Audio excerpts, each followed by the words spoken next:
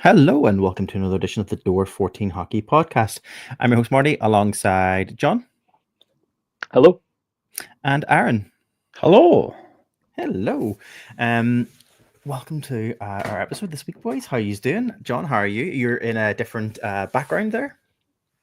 I am. I'm here in the lovely surrounds of my father-in-law's house, down in the snug, as we call it, recording. I did put out a little picture of my rather thrown together setup, just to show that just because you're traveling doesn't mean the podcast doesn't happen. You're traveling, That's which absolutely means not. I just realised that sounds like it's aimed at Aaron, and it's really not. Oh, poor Speaking Aaron. of traveling, Speaking of traveling, I was just about to say, Aaron, you have been the traveling a traveler over the last few weeks for work. You have a number of different locations. yeah. So unfortunately, when I was traveling, I couldn't do the podcast. In my defense, like I was in Singapore, that's like 11 hours ahead or something like that. I think the timing. That seems like a you problem. That seems like a me problem. You should have got up at 3 o'clock in the morning and Yeah, jumped. I mean, what stopped you? I mean, where's the dedication, Aaron? Shocking. And then the other one, I think you were in Boston as well, or somewhere, or was it Washington? No, it was Boston. Where wasn't was it? Was BC, London, and Singapore. Yeah, so you could have, yeah. So you've been busy. It's fine. It's okay. Don't you worry. And John, you're when you say your father-in-law, that means you're here in Belfast. I am. Yeah, I'm here in lovely Newton Abbey. Yeah, you are indeed. So we will hopefully all four of us catch up this weekend, but we will get to that in the second period. We will talk about why we'll be getting together in the second period. No Dave tonight. I think he's got family commitments, so he isn't joining us tonight. Hopefully he'll be on the next episode before Christmas, which will probably be the last one before Christmas, I would say, because I think then it kind of falls. We'll get to it. We'll get to it. Are you sure? Because like one of them falls like literally on like I think Christmas Eve or something. I'm like I'm not recording on Christmas Eve, so pull it forward. We'll do it the 23rd. We'll do something. I'll just log in, do an hours live of people watching me wrap Christmas presents last minute and talking hockey. I thought you were gonna say just rapping, as in like I thought you're like rapping, as in like you become like some kind of grunge rap artist or something. Would be quite interesting. Look, what I do in my personal time has nothing to do with you. But it'll go on TikTok, which we would all enjoy. Boys, how are you? I'm good. Yeah, I'm good. I'm obviously wearing a fitting jersey tonight. I'm wearing my nice Fighting Irish jersey, which again, oh, there we go. John's also wearing a Fighting Irish top as well, which we will talk about in period 2 with the Friendship 4 coming up this imminently. If you're listening to this podcast, Friendship 4 is tonight, Friday, today and tonight, I should say. If you're watching it live right now, it's obviously tomorrow. So if you haven't got your tickets yet, go get your tickets. Yes, let's get to it then, boys. Let's get stuck in because we do have some stuff to talk about in this episode. Quite a good bit to talk about in this episode. So let's get stuck in, and we'll stuck in the way we always do, and we'll look at the standings for the league currently as they stand in the Elite Ice Hockey League. I just said league several times there, and I've kind of confused myself. Anyway, sitting at the top of the league, sitting in first place is the Cardiff Devils with 15 games played and 24 points. The Coventry Blaze are in second with 13 games played, 19 points. The Guildford Flames are in third, 14 games played at 19 points. The Sheffield Steelers sit in fourth with 12 games played, 18 points. The Belfast Giants are in fifth with 12 games played, 16 points. The Dundee Stars are in sixth with 14 games played, 13 points. The Nottingham Panthers sit seventh with 13 games played, 12 points. And Manchester Storm sit in eighth with 13 games played and 8 points. The Glasgow Clan are currently in ninth with 14 games, 8 points. And Fife Flyers are struggling in 10th place with 14 games played and only totting up 4 points within those 14 games. Really, really struggling up there in Fife. We will get to that in a few minutes. But first off, let's look at the top of the league. John, let's come to you. The Cardiff Devils are continuing their form there. 15 games played, 24 points. 12 wins, 3 losses so far this season. Doing pretty well, shall we say? They continue to look incredibly good. I'll be the first one to throw my hands up there when I saw them take the top position, and they've basically held that for a few weeks now. I thought once Sheffield get the CHL out of the way, as they now have, I thought things will change. I thought the Steelers looked incredible. Now I think without going sort of too much into it, I think this is the first podcast where we don't have CHL on the actual running order. Steelers are obviously out now. Eisbären Berlin put them out, but it has come at a cost. We will talk about some roster changes, but the Cardiff Devils put a dominant performance in last night in the Elite League against the Sheffield Steelers, coming out 6-3 victors. That's a marker, but we will talk about what potentially could be the problem there, or could have contributed to that scoreline when we get into period one. Coventry and Guildford holding. Sorry, Coventry and Guildford. Just going to say holding pretty steady, holding position, and then by the time we get into the middle of the table, it starts to look quite interesting, quite tasty. Sheffield, little bit of a slide on right now. Whether that continues will be interesting. The Giants on the other side, dropping 1 or 2 points here and there that I would like to see them take, but let's be totally honest, the point that was dropped in Nottingham was as the result of a fairly tumultuous travel schedule that was delayed and delayed and delayed. I think the game ended up going on to just past 11 o'clock. So, like, no harm in taking that to overtime and stealing a point. It'd be nice to take the 2, but I'll take a point when the day kind of runs like that for the guys traveling over from Belfast. Top of the table, it's tasty. It is indeed. I mean, it's quite strong. It's good to see, those certain team names, and it's not disparaging in any way. It's good to see, the likes of the Coventrys and the Guildfords up there in the top. We've said this before. Whenever we've seen Guildford in that dominant season, the year before last, whenever they performed so well and it took everybody surprise, it's always good to see Guildford up there with everyone at the top of the league, because they do perform well, as a team in general under their guidance that they've got there.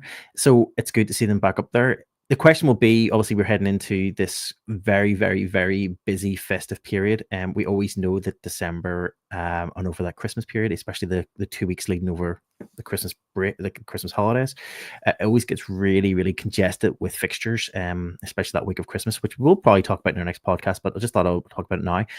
In terms of where they currently sit now, do we think, by the time we're hitting now, what date are we on? We're on the 28th of November now. It'll be the 29th when this podcast goes out. A month's time will take us up to the end of December. Do we think, if we were meeting after Christmas for our podcast, do we feel that the table will have shifted much in terms of those top 3 teams? Who are you asking? Any of you? Anybody can answer? I'll go. Anyone could be anywhere in 4 weeks' time. Okay. Well, I say anyone, almost anyone. Anyone, if you're sitting probably above 6th, could be sort of in the mix. I really don't see the bottom 3 teams being anything important when it comes to the way that the league is going to run, except for maybe 1 or 2 shock results against the top teams here or there. But those top 6 teams, and it seems really interesting to be including Dundee in that and not Nottingham, so maybe I should go top 7. I think there's 6 or 7 teams that are still in the running here if they can go on a run. But the top, you would expect the trophy is going to land somewhere in the top 5. Yeah. It's interesting, even if you take in the games at hand, I don't think, let's say Sheffield or even the Giants there, like they're 3 games behind, but even if they won all 3, they wouldn't beat Cardiff in points wise at this stage. So Cardiff are still, I wouldn't say running away with it just yet, but they're doing quite well. I feel like we Steelers would tie it. Steelers would tie it with them. The Giants would still be 2 points behind. Yeah. When you put the game difference in place. But again, I said it in the last. Yes and no, and I'm going to leave it until we talk about the Sheffield Steelers story in period 1 to maybe go into that a little bit more. But with the Giants in particular, I stand by what I said in the last podcast. The issue around the Challenge Cup, I think, is becoming very, very apparent. The Giants play so many games against the Scottish teams, and let's be honest, look at the league tables. There's not a Scottish team in the top 5. So we play so many games against them at the start of the season that by the time we start hitting the other top 5 teams, top 6 teams, we really haven't had a tough time. I'm being gentle as I can be with the Scottish teams here. So it starts to tell when we have to start playing these guys. And maybe that's where those early couple of league losses come in against those teams. But the Giants do tend to rally. We've had our injury problems, like most teams have actually this season, have had their injury problems, but we'll see how it all runs out.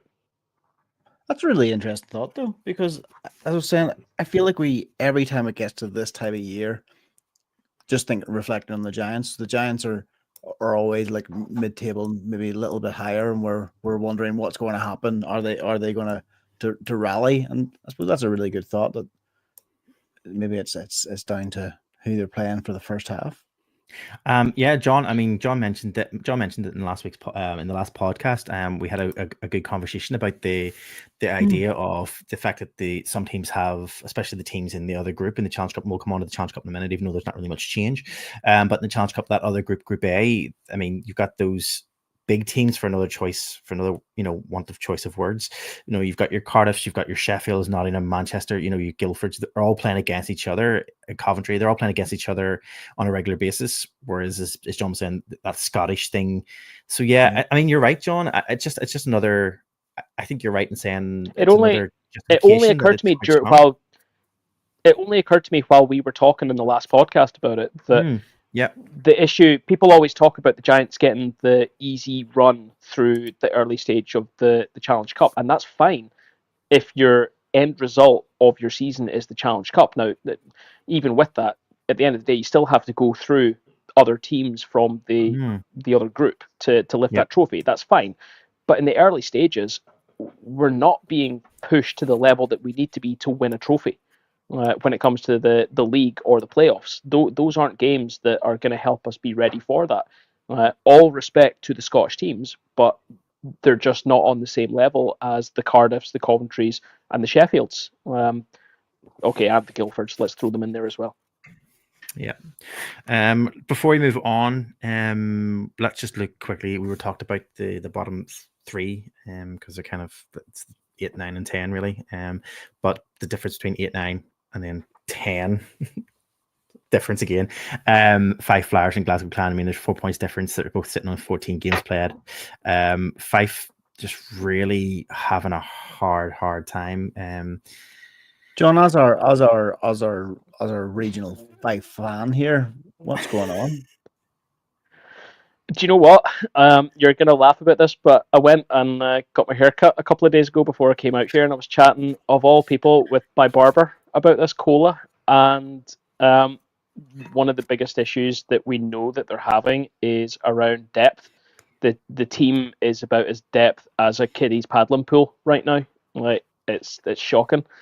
The lack of clear investment in the Brits, the lack of, it just seems to be an investment problem, and it's incredibly clear. Their last league game, the 24th, 4 days ago, 9-2 against Coventry. It was a complete and utter rout. It was shocking to see a team like the Flyers be run out like that. It's absolutely terrible. There are clear problems behind the scenes in Kirkcaldy, and something needs to be addressed. Otherwise, a team like the 5 Flyers do not have a future in the Elite League. It just can't continue. Yeah. I was asking Dave, obviously, the last 5 game, when they were here the last weekend, or whatever it was. Shane Owen is playing, isn't he? He is playing. Mm-hmm. It's just, I feel like the last 2 games specifically that the Fife have played in Belfast, Shane Owen hasn't been in sight, and he didn't even travel with the team recently when their last Belfast visit. Obviously, Voris was backed up by, I think, a junior member of the squad who Bryson Priest, sorry, who looked like he was about 12 years of age. Well, Brython's through the Kestrel's program. Yeah, so I was kind of surprised, because it feels like, I just felt like I hadn't seen Shane in a while, but he is playing. And I well, think but he has been banged up, but look, other teams have gone with the dual imports and then putting the Brit on the bench. Belfast Giants are a prime example. We've done it for years of maybe not specifically having the dual imports, but we have in the past had that situation. So look, it is what it is. Boris is there. He is not a Shane Owen. I think everyone would agree that Boris is not a Shane Owen. That being said, with as much respect as I have to Shane Owen is only going to get you so far. Yeah. In the same way that you could drop some of the best netminders that have ever been in the Elite League into that Five Flyers team, and they're still not winning games. The problem is not specific to their netminding. It's everything between their netminder and the opposition's netminder that is particularly the problem. They do not have scoring depth. Defensively, they look incredibly weak. And yeah, there are a lot of problems going on here. Anthony makes a good point that Priest was fantastic for the Bees in the EIHL last season. And we know Anthony's views on Brit netminders. I saw him getting involved in a few conversations around something we're going to talk about in period one. Again, about giving these guys the chance. And you would think with all the Flyers' problems that, yeah, maybe they should have given them this chance and looked to tie up some of that money, import money, in someone out skating. Yep. Let's move on. Let's look at the Challenge Cup. As I said, not much change since our last podcast 2 weeks ago. The Group A, Sheffield Steelers have obviously qualified to advanced to the semi-final stage. The Nottingham Panthers, the Coventry Blaze, the Cardiff Devils, and the Manchester Storm still have games to play in the Challenge Cup. Nottingham have one game, Manchester have one game. I'm going to guess maybe against each other, and Coventry Blaze and the Cardiff Devils have 2 games to play as well. Guildford Flames have finished with 10 games, fully 10 games played, and 5th, and yeah, they're completely knocked out. They're completely gone. So it's just a matter of who's going to get the last advance into the elimination game, where we have to wait and see. The Group B. Are you admitting? Have you figured this out now, Marty? Sorry, you're both talking at the same time there, so I didn't hear. Aaron, you were saying sorry. It's funny that the Five Flyers have more points in the Challenge Cup than they do the league. Well, that's true, exactly. But again, is that because they haven't had to play against the likes of Sheffield, Nottingham, Coventry? There you go. You know, they've had a lot of Scottish. They've got more points, but they're still bottom. Yeah, that's true. And John, to come back to your question, yes, I've kind of started to work it out now exactly where we are with it. So thankfully, it's only taken me 3 months or whatever. So yes, I finally kind of got. Sorry, you finally figured out, and for next season they'll change the format again completely. Well, we hope they'll change the format completely because it needs changed, but we keep saying it anyway. Group B is pretty much it's done. It's finished. There's still one game to be played there. Fife and Glasgow still have to play against each other, but it is done. Belfast Giants have qualified for the semi-finals, and the Glasgow Clan have taken the elimination game spot for Group B. Yeah, that's it for the Challenge Cup. Nothing really to talk about. Let's just point one thing out though. Go for it. The Belfast Giants have qualified, but they have also qualified with the top seed. So correct. Should they get all the way through, the Belfast Giants will host the Challenge Cup final should they get all the way through. Fingers crossed. Let's move on. Let's turn our attention across the water and look over at the NHL standings as they currently stand on the 28th of November. In the Eastern Conference Atlantic Division, we have the Toronto Maple Leafs sitting in first with 22 games played to 28 points. Sorry, did I just start smiling there as soon as I said that? Toronto are 20 games played, 28 points. The Florida Panthers are sitting in second with 23 games played, 27 points. And the Boston Bruins are sitting in third with 24 games played, 25 points. The Metropolitan Division then, the Carolina Hurricanes are sitting top with 20 games played, 33 points. The New Jersey Devils have moved down into second with 25 games played, 32 points. And the Washington Capitals sit in third, 22 games played, 31 points. The two current wildcard spots are held by New York Rangers and Tampa Bay Lightning. Just because Aaron is here this week, the Philadelphia Flyers are currently sitting in fourth place, 23 games played, 23 points there within the wildcard spots. turn our attention to the other side of the country, in the western side of things, in the Central Division, the Winnipeg Jets are currently sitting top with 23 games played, 36 points. Minnesota Wild are sitting second with 22 games played, 32 points. And the Dallas Stars are in third, 21 games played, 26 points. And Pacific Division then, Vegas Golden Knights sit top, 23 games played, 31 points. Calgary are in second with 23 games played, 28 points. And the Los Angeles Kings are in third, 23 games played, 27 points. The two wildcard spots held by Colorado and Vancouver Canucks. John, strongest team in the league. Strongest team in the league. We're holding everyone else up. Sitting rock solid in 32nd place in the league. It is not a good time to be a Preds fan. Should we go back to an earlier comment that Anthony put up afterwards, talk about your rap? He suggested that your rap could be the Nashville Predators are really suboptimal currently. I think that's pretty spot on right there. Yeah, struggle right there. In terms of the league, obviously we are it's quite an interesting take. There is what's good about the league so far, I think anyway, is that there has been a lot of shifting and movement. For me, like I think in the previous couple of seasons, it's felt like those teams sitting in the ranked one positions in each of the divisions seem to have kind of held, obviously apart from the central one, because the central one's always shifting and moving. We always talk about that. But the likes of the Atlantic Division, the Metropolitan Division, the last 2-3 seasons, it just felt like Boston Bruins started strong, held strong, and kept strong the whole way through the season. Same again, Metropolitan side of things, I think it was like Carolina Hurricanes. Same again, were dominating, previous season. This year, the New Jersey Devils have set top, really performed pretty well under their new GM or their new coach, their new head coach in Kiefer there. I've only dropped down now recently under the Hurricanes, and again, not by too much. Any thoughts, anything jumping out at you so far about the NHL? Well, we've also got the Bruins just after recently firing their head coach, Jim Montgomery. Mm-hmm. So we might see some changes going. I appreciate they're still third at the moment, but it was only a few days ago that they fired him, right? That's what bemuses the likes of me. The fact that the Preds are sticking to whatever system is in place and has us absolutely wired to the bottom of the league. And a team like the Bruins, yes, they expect perfection every single game night, and they were clearly not happy with what they were getting. But in that case, I cannot understand what Barry Trotz is doing in Nashville by sticking to what he has put in place in Nashville. Surely there has to be someone better to bring on board and coach that team. We are stacked as a roster. We should be doing better.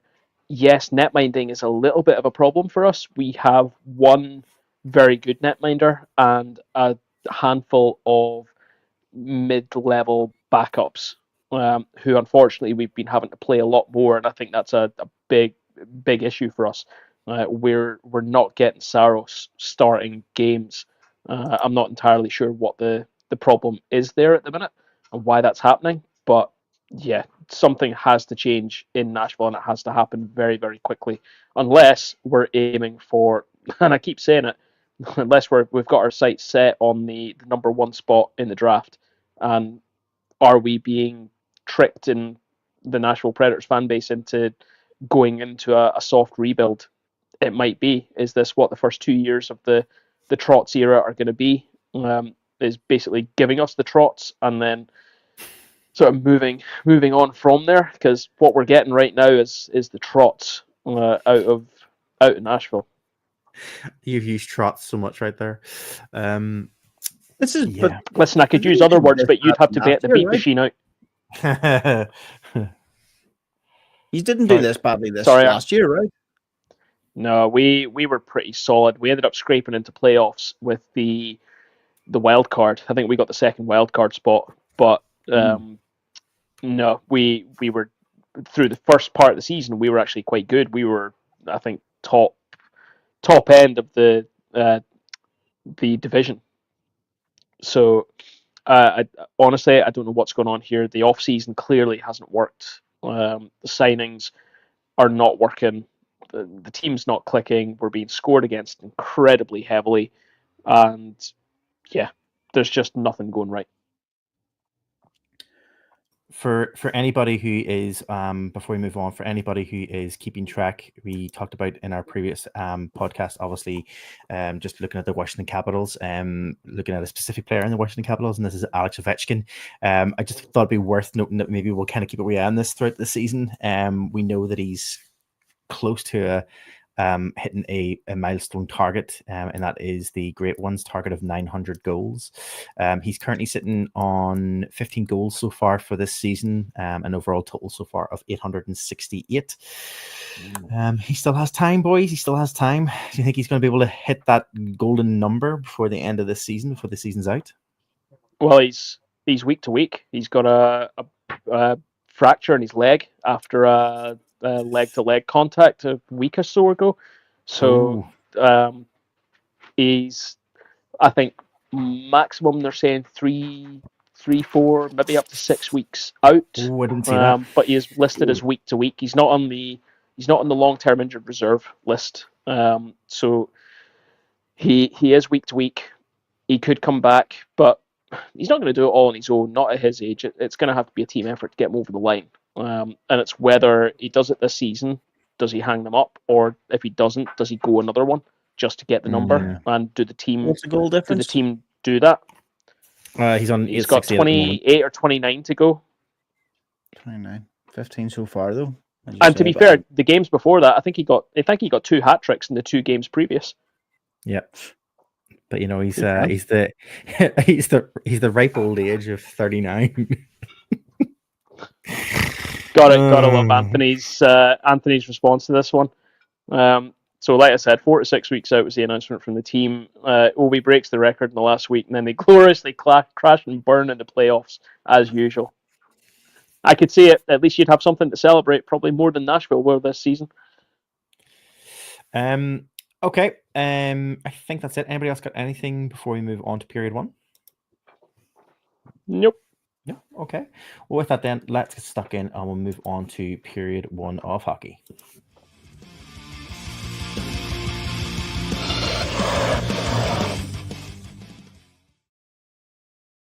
Okay, period 1 is a roundup of stories from around the UK. I'm going to start us off, and I'm going to start off with the story that the Elite League have put out yesterday, the 27th of November. And I think it's an important one, especially given the last year, shall we say, in the Elite League, following obviously the tragic incident in Nottingham. I suppose the Elite League and ice hockey in the UK has probably came under a lot of scrutiny for player safety, players' health, for a number of different things. And the Elite League has made a move in appointing a new chief medical officer for the league in the form of Dr. Jennifer Lewis Waters. Dr. Waters, experienced consultant in emergency medicine, long-standing advocate for athletes' health, brings a lot of experience and passion to the role. She does have connections with the ice hockey world. She served as team doctor for the Coventry Blaze since 2015, league doctor role in 2018. She is part of the women's GB ice hockey team doctor, and she has been since 2022, overseeing all the medical care at the national and international competitions. And she has all of the experience in that too. Some of her tasks have been announced, or some of what her role will be within the league has been discussed. They've said the head of hockey operations, Liam Sewell, has said, as the chief medical officer, Dr. Waters will oversee the league's medical protocols, player health strategies, and emergency response planning, ensuring the Elite League maintains its reputation for excellence both on and off the ice. Dr. Waters will be starting her role effective pretty much immediately. John, let's do first. Obviously, this is while it might seem like it kind of went under the current Dr. Waters. Sorry, it kind of passed me, but it's an important one. It is an important move. It's something very important that the Elite League have done. Yeah, massively, and I'm glad. I admitted to you I hadn't seen this. You threw this up there, and it is really really good to see, and I'm glad to see that the initial outrun for post has been put out there, like you said, with player health strategies being in there as well. I imagine that will include looking at head injuries, CTE, all that sort of stuff that we know is a burgeoning issue in not just the Elite League but in hockey in general. With all of her list of qualifications and experience, the only thing I don't see in that list of responsibilities is, honestly, she might be the most qualified person in the Elite League's like upper echelons to probably come up with a better format for the Challenge Cup. So can she have a go at it? Yeah, I don't think that's within her remit. Because I don't think she would Should even be be. able to. I don't even think she could bring the Challenge Cup back to life either. It's dead in the water. Thanks. Oh, Thank you. Thank you. didn't even know I was setting you up for that one. Oh, thank you. Oh, dear. I'm proud of myself. I'm never usually that quick on those types of things, but thank you. Yeah, it's interesting, as you say, for the understanding of what I said about the league's medical protocols.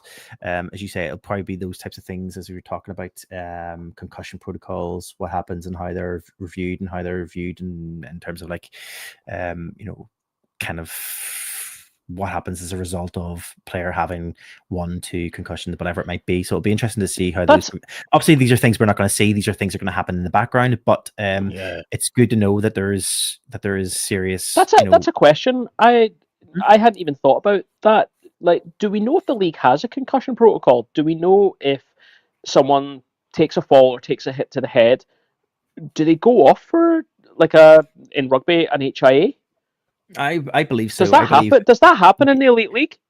I believe so. I think if a player has suspected concussion to the level of where you can clearly see it on the ice, where they either have got up awkwardly or they're showing any kind of signs of concussion, be that disorientation, whatever that might be, there is a go off ice, being checked by team doctor type situation, run tests before any kind of allowance to come back onto the ice. I think that was mentioned previously by, I think it was it by Todd Kelman, or someone had talked about that in an interview last year when they were talking about player safety. I think it was something I heard Todd Kelman talking about. I think it was Todd. Don't quote me on that, but there's definitely a protocol in place for concussions. And I think that the call was that things just should be strengthened up, and I think more. I guess this is the thing. There is a. I'm only looking here, but yeah, I'm only looking here. But the EIHL has a protocol, so I'm assuming that we probably follow that. And actually, while I've been looking at that, Anthony's just said exactly that, and we obviously follow the EIHL protocol.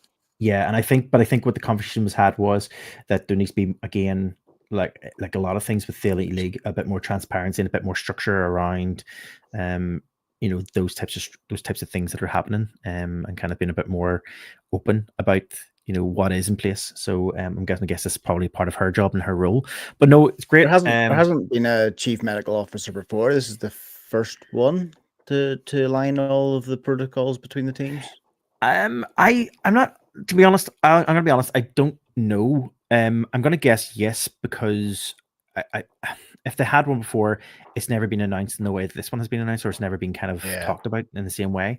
So I'm gonna guess maybe this is kind of a new rule. And I give it again. Someone can correct me if I'm wrong, but I think this is definitely a direct response of some feedback that was obviously taken on board following obviously last year's incident. And I think some of the things that came out through an investigation that was done from a health and safety level was that there wasn't enough protocols and structures in place.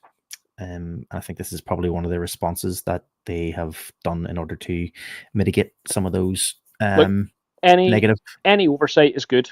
Any oversight is good. Any enhancement in that is good. So best luck in the position. Yep.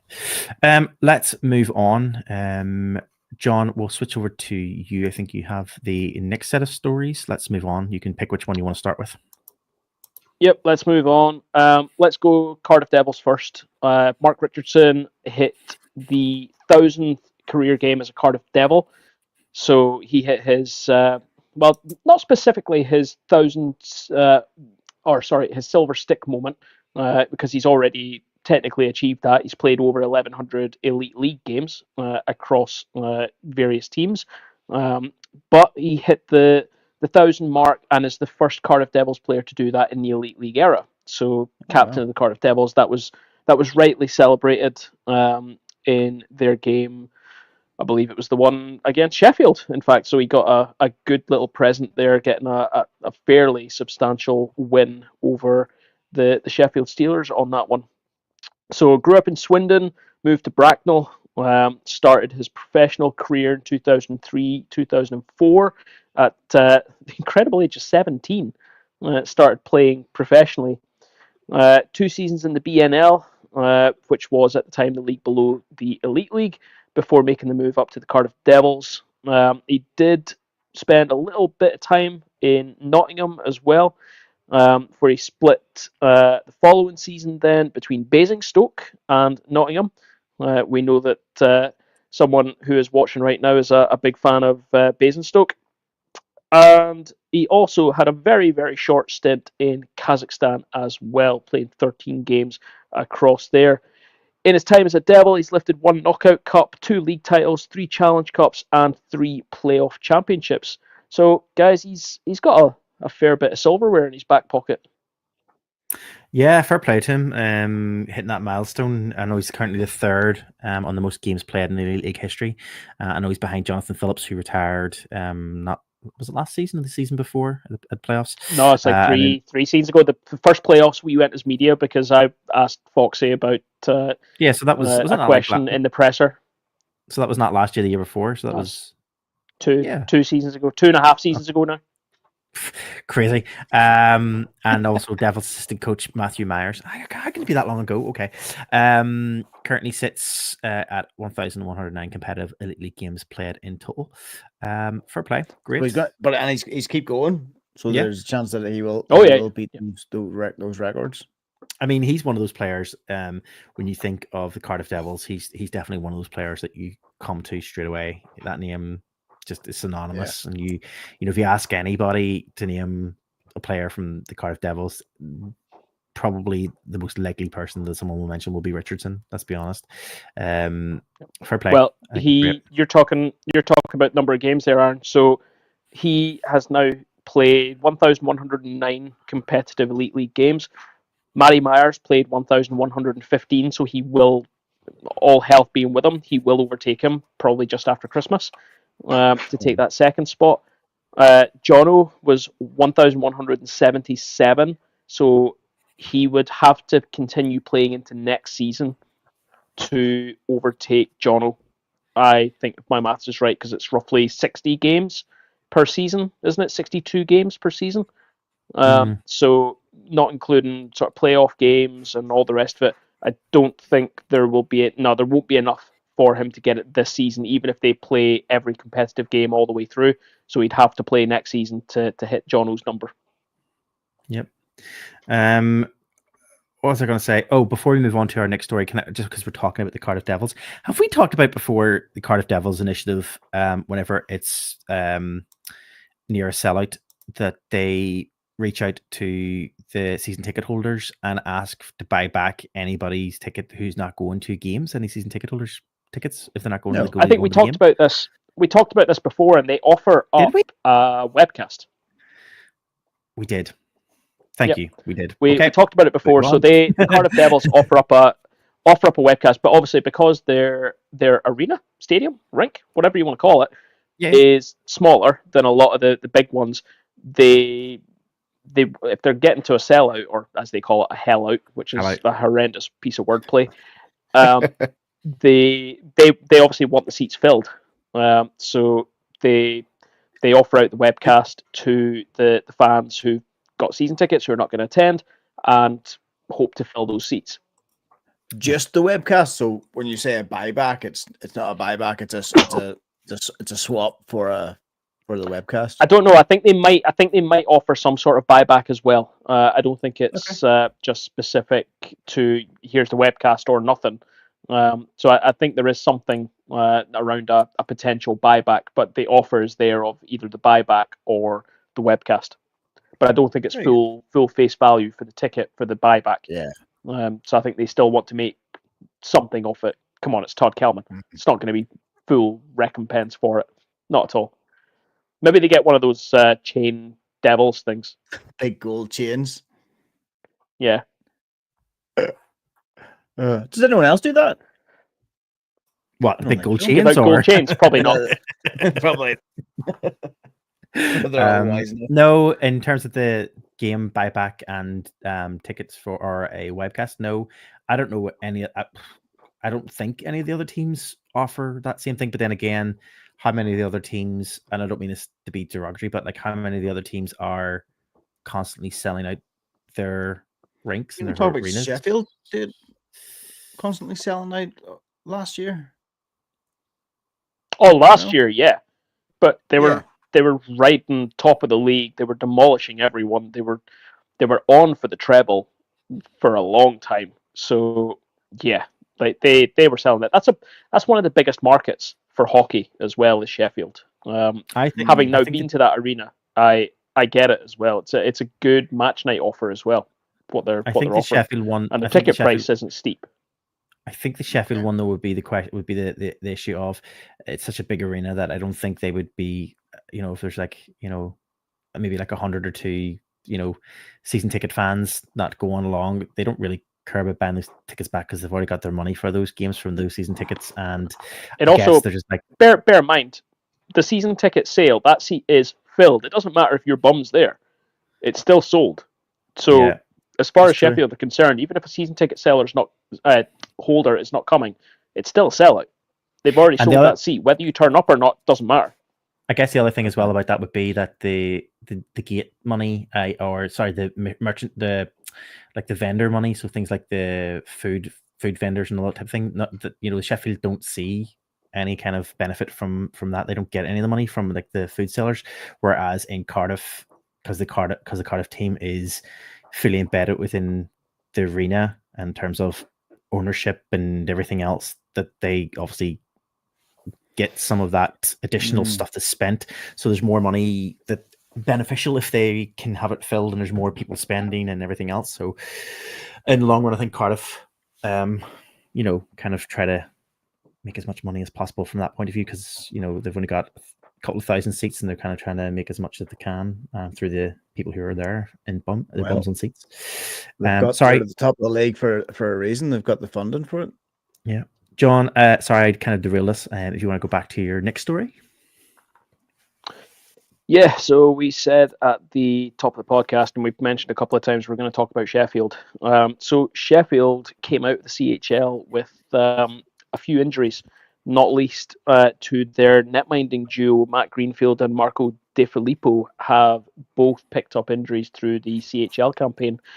So they have moved to bring in Yute Hutama into the Sheffield Steelers. I believe that makes him either their 5th or 6th netminder for the season.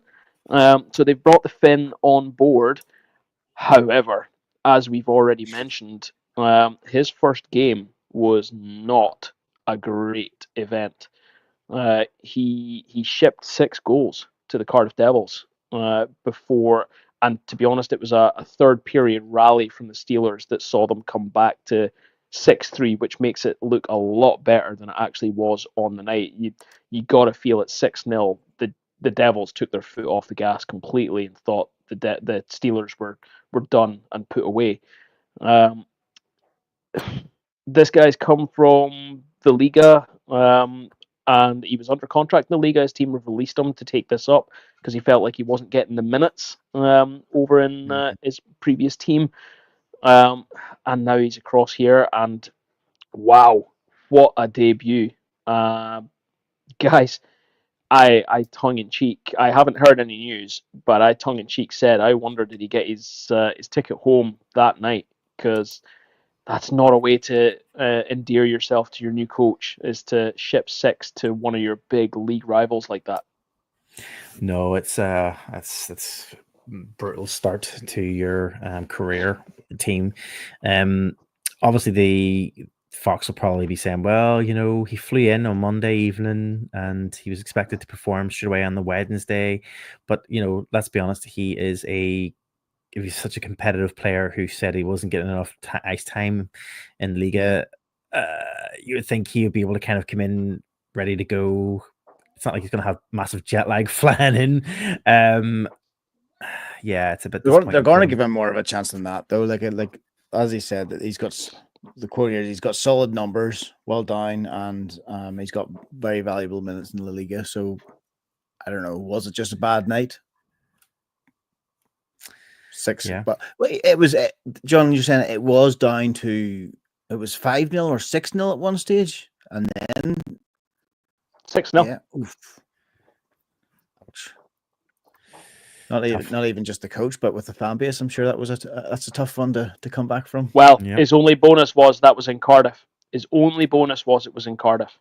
So, like you might put it down to sort of jet lags, like whatever else, but if he doesn't have a resounding success in his next game, which will come this weekend, I've no doubt, you got to imagine that the P45, his P45 will probably issue before his first payslip does. Yep. More news of departures and changes. Yeah, more departures. This one was an interesting one, but only really if you're a Belfast Giants fan and recognise the name.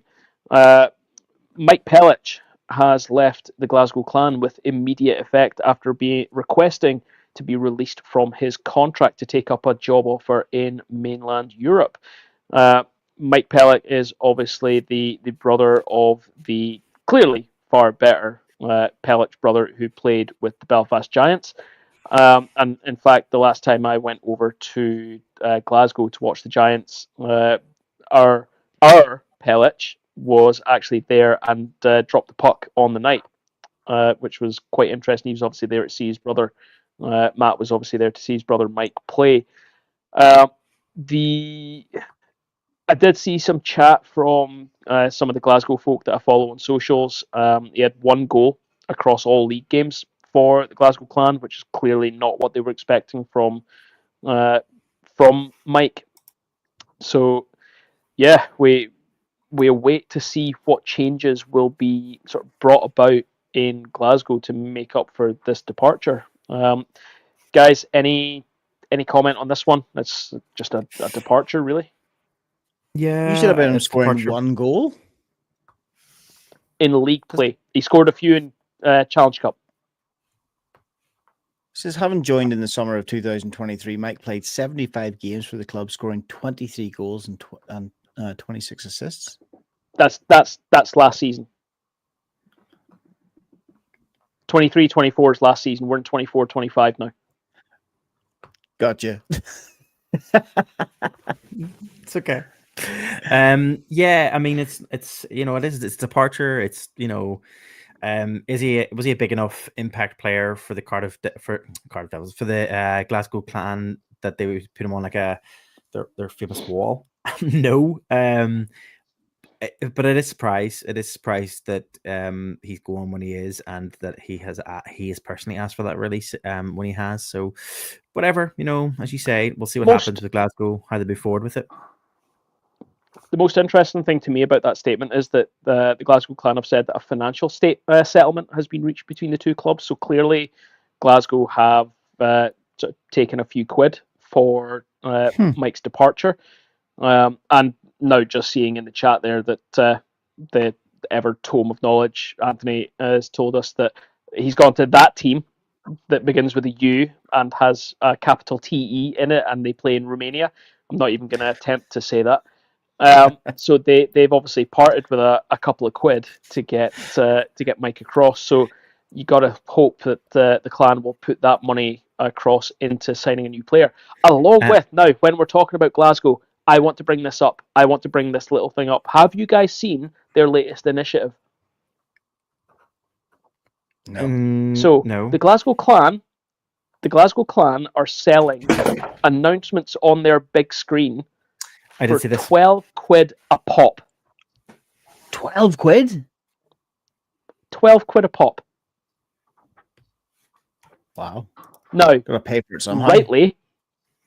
rightly, the fan base have got on their backs. So they announced that at I want to say at the start of the week. They announced that like maybe Monday. And today I noticed the clan repost. Now there were a good 150, 200 comments under this saying, "You must be joking." And these were coming mostly from Glasgow fans, a few from other Elite League fans going, "Ha ha." But the clan doubled down on it, and reposted it again today on their socials. And again, the fan base is going, "Congratulations, guys, failing to read the room." Absolutely mind blowing. The best comment I saw was, "Can we all whip together and get 12 quid together to announce that we hate this?" They wouldn't show it, 12 but yeah. 12 quid well spent. Yeah. I didn't see that. I thought you were going to talk about another thing that Glasgow Clan are in, but I panicked there, but because it's in the third period. But yeah, we'll get to that later. No, I saw that. Yeah. We'll come back to it. Right, moving on. There's only one more to talk about here, and this is a signing for the Guildford Flames. 27-year-old defenseman Sam Jones is joining the Flames blue line. He joins the team having played the early part of the season with Romanian side Corona Brasov. In 20 games, he's had 2 goals and 13 points, so getting 11 apples in there as well. Native of Walsall, 4 seasons of Elite League experience, the bulk of which was with the Sheffield Steelers. And he helped them with their league and playoff titles in years past. Had his debut in 2019 with the Fife Flyers as well. The fact that he's coming across, we knew that the Flames were looking to fill a few gaps with recent departures. And I'm just noticing as well, Anthony, again, for those that don't know, Anthony now does the match night announcing for the Guildford Flames. If you're watching any of the highlights or you're watching the games live, it is Anthony who you will be listening to, and he's saying that he's really glad that they announced that 5 minutes after he printed off all of his stat sheets ready for last Saturday's games. Guys, that's the last of the sort of main departures and signings that we've seen across the Elite League over the last couple of weeks. Perfect. Thank you. And that is the last story for period 1. Let's get stuck into our penalty box here, the penalty box segment though for period 1, because we do have a few DOPS decisions that will be worth chatting about. So let's get stuck into our penalty box for period 1.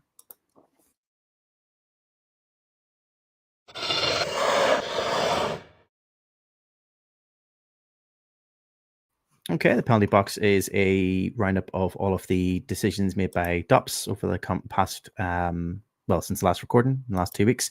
Let's start off with the first one, and that is the Giants forward Ben Lake receiving a game suspension for kneeing. Ben Lake made knee-on-knee contact with the Guildford Flames forward Sean Norris. Norris getting down on the left-hand side, engaged Belfast's Josh Roach, beating Roach to a loose puck and spinning back on the boards facing the neutral zone. As he spins back, Lake lines him up with body check at the hash marks, and sensing pressure, Norris shifts to his left, attempting to avoid the contact, not at risk of missing the hit. Lake makes his lower body bigger by extending his knee forward and into Norris, recklessly causing a leg-on-leg collision known as kneeing. It's important to note that this is not a case in which the player receiving the hit creates an unavoidable knee-on-knee impact. Lake adjusted to Norris's movement by extending his knee forward, ensuring contact was made.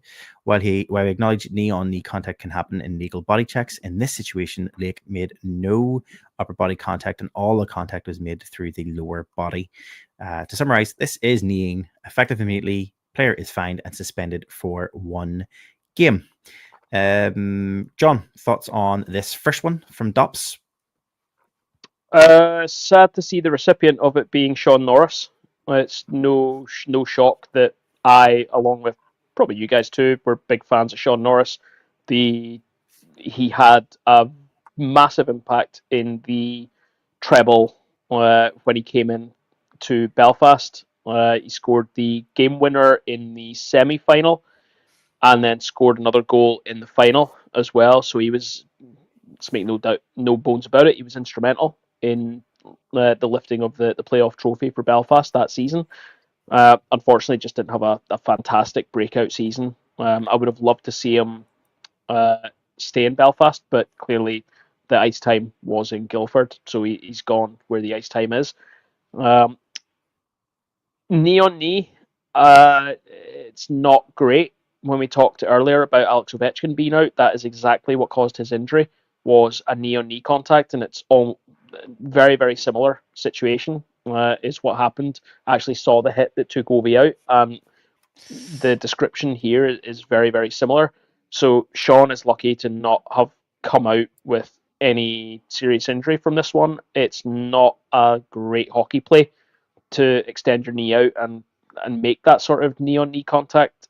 One game, I think, is, even with my tail spectacles on, I'm very pleased it's only one, because Ben Lake is an instrumental player in the Belfast Giants team.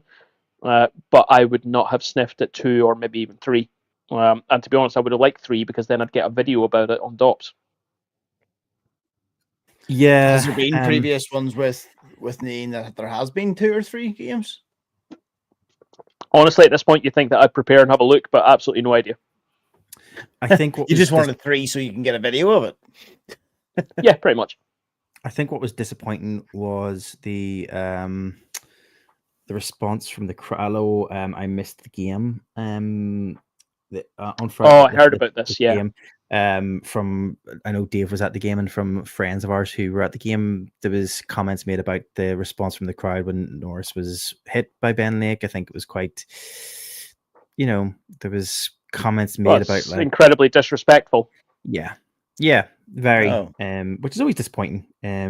Yes, I get it. When a player leaves, they're targets for the fact that they've left the team, but there's also a time and place, and and a bit of decorum, shall we say, politely, would be welcome in certain situations. Listen, this was definitely if he hand passes the puck into his own net for an own goal, absolutely rip the guy a new one. But if he's down on the ice with a clear injury, 100% leave him alone. Like that's not appropriate. And it's sad to see. It's sad to see that we've seen a number of occasions where sort of the fan interaction has been quite poor. It's kind of let all of us down, really.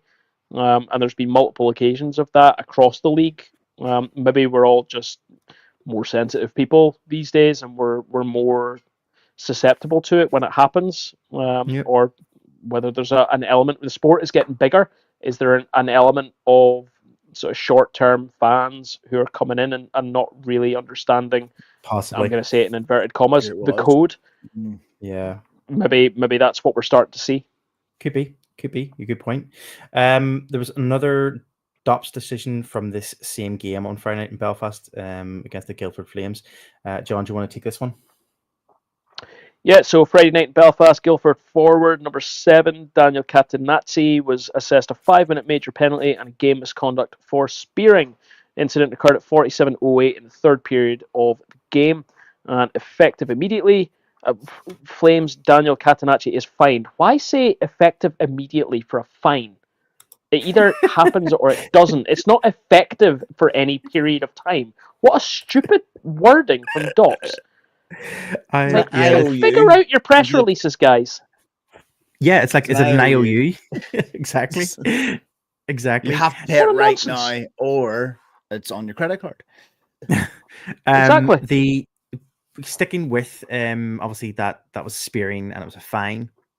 There is another spearing incident that happened this past weekend as well that Dops reviewed, and that was the Panthers goalie received a fine as well for another spearing incident. So on Sunday night in Nottingham, Panthers goaltender number 35 Ryan Bednard was assessed a 5-minute major penalty and a game misconduct for spearing. The incident occurred at 40:27 in the third period of league game under number 26.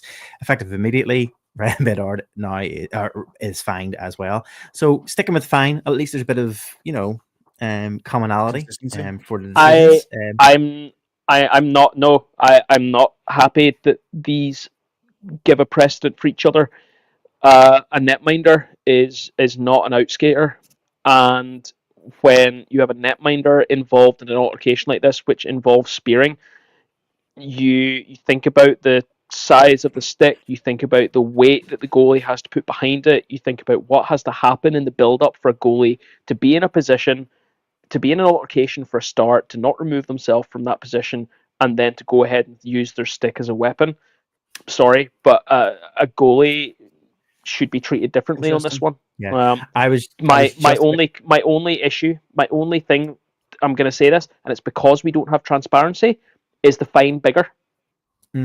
So I was going to say the exact same thing as you were. I was where I was leading with it was, at least there was, in one way, at least there was a continuity of a fine in terms of response to a spearing incident.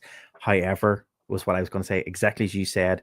This was a completely different situation. And when you see the video for this one, which is out there, and you can go and watch it, it looks completely different. And as you say, it looks a lot more dangerous. And I think there should be a bit more of a response to this incident. And they could say, yes, but we're trying to be fair. We're trying to keep it as equal as possible. But I agree with you, John. This was a different incident. This was a different kettle of fish, and it should have received a different response and a different fine, potentially a game penalty, or sorry, a match, a mismatch. If you find out that it was a larger fine, would that be enough? Were you looking for a game ban? What would you be thinking? Honestly, with this one, if the fine was bigger and it was proportionally bigger, not a couple of quid. Now, that all being said, is the normal fine £1? If it's that, then I would say that £1.50 would be proportionate. But again, because we don't know, because we don't have transparency in it, we can't make a judgment on it, and that's one of the most frustrating things. People are, again, this is the first season I've been aware of people being massively frustrated with DOPS again because of a lack of consistency and a lack of transparency. We saw the incident with the Sheffield Steelers against the Belfast Giants. There was a very, very clear case for a ban to be placed on a Sheffield Steelers fan. They should all be banned anyway. The Sheffield Steelers player, but it didn't happen, and there was no statement of this is why not. Now, obviously, we're not going to get that. We're not going to get DOPS coming out and saying, oh, this game, we didn't ban anyone because nothing we saw was deemed worthy of additional disciplinary action. But when you've got something that is so clear cut, then there has to be something. Now, the fines, my position on the fines is well known. I talk about it in every single podcast. There needs to be more transparency about what the fines are, how much they are, and what that money is used for. Because if it's used for player health, rehabilitation, whether it's insurance, whether it's representation, then that's fine. If it's used for a big piss up at the end of the season, then that's a problem. Similarly, when it came to things like fines for coaches for not controlling teams, then we need more transparency around that. What is that money going towards? Does it go towards something like a benevolent fund, like it does in the NHL? We don't know. So that's my biggest problem, is a continual lack of transparency from the league around DOPS in particular. Yep, exactly. That's it. That's the last penalty to discuss for this part of this show. We do have one penalty, which is an interesting one to talk about in the next period, which I'm looking forward to talking about. So with that, let's get moved on, and we'll talk. We'll move into our period 2 of hockey.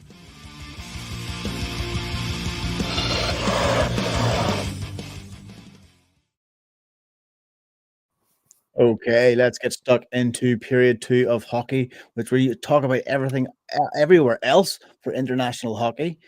But interestingly, we actually are coming back to Belfast with international hockey, but in Belfast. Marty, what's our first?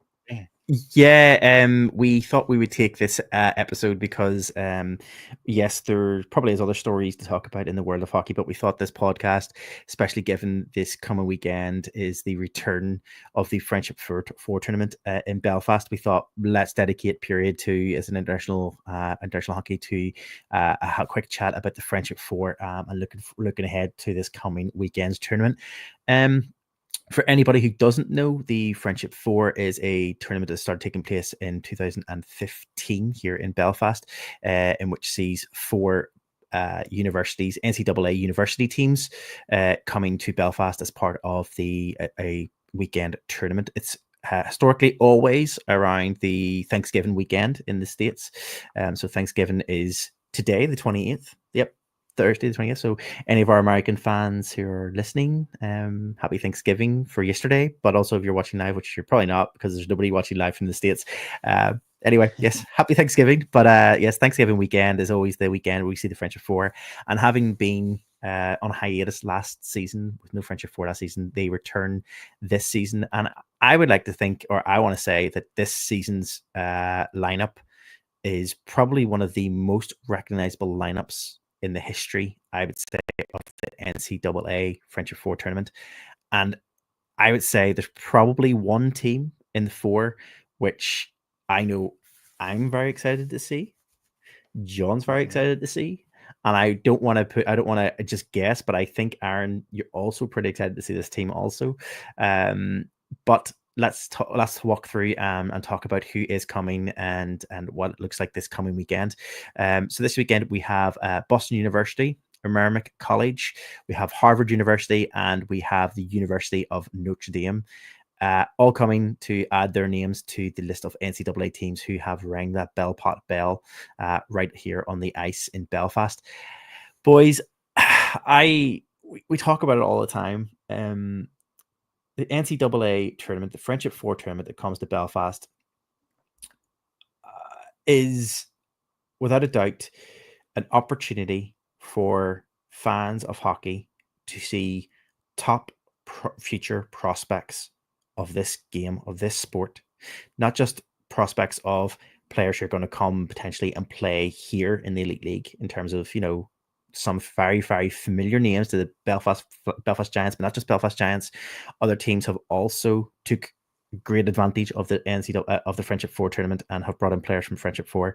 But we've also seen Friendship 4 players who have moved on to the likes of the Edmonton Oilers, the Boston Bruins, the Philadelphia Flyers, the Tampa Bay Lightning, just to name a few. I mean, you've got big names who have moved up and have been drafted in different ways to those and have played games in the NHL, not just drafted and just kind of been forgotten about, but players who have been there and have actually played significant number of games in the NHL. So these are players who are coming in, and it is a fast-paced, fun, exciting weekend. The tournament takes the form of 2 games tomorrow, Friday. We'll see the 4 teams playing off against each other, and that will then determine who will be in the final game, which will be played on Saturday night at 7 p.m. And the runners-up game, the 3rd and 4th placed game, which will take place at 2 p.m. I believe on Saturday. I mean, it's an exciting tournament. It's a massive impact to the community. It's a massive thing that happens not just as a sport in terms of what takes place on the ice, but also we want to focus on things that happen as well off the ice. The teams that come over, these university teams that come over as part of this NCAA tournament and as part of this whole program, they also go out and engage with the local communities here in Northern Ireland. So they do their usual bits. They'll go out and they'll do a bit of touring around Northern Ireland, so the players get an opportunity to come and visit their university students as well. They get to come and experience Europe and experience Ireland and experience the Northern Ireland hospitality and all the things that we have to give. But then they also give back by going out and doing school visits. They go out and they'll do youth club visits. So there's loads that happens. They engage with the community the whole time they're here. I mean, today alone, I don't know if you guys seen it, that the Merrimack band who will be in the arena, which I always love it when they bring a band as part of their fan section.